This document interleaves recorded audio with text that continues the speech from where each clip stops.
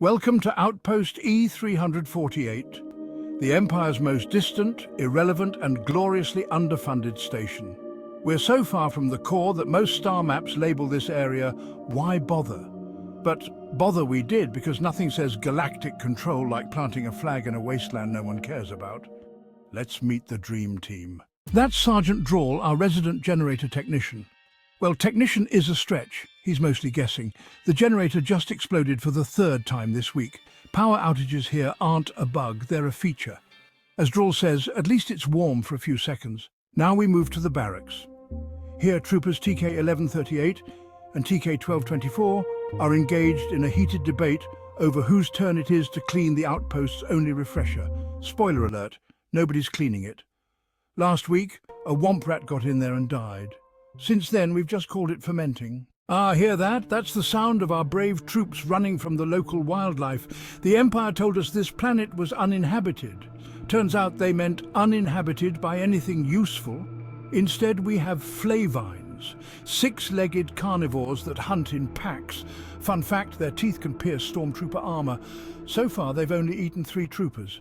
We consider that a win. Next, let's check in with communications.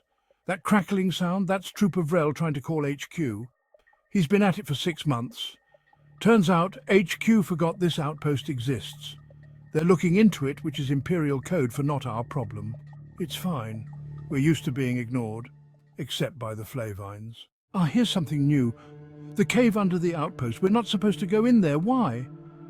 Because last month Trooper Jacon found what he described as weird bones and glowing moss. Since then, everyone's agreed that the cave is haunted.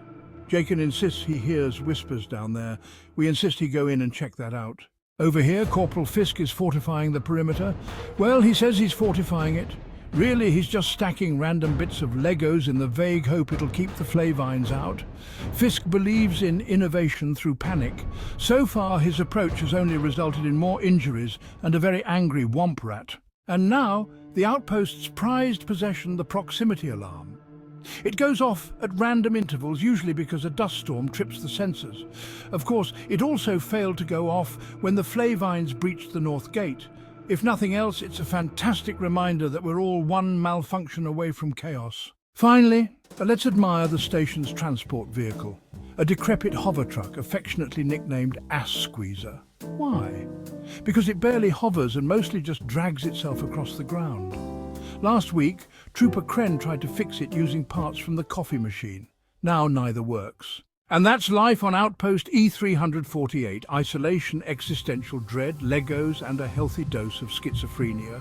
Remember, the Empire sent us here for a reason. We just don't know what that reason is. Probably punishment.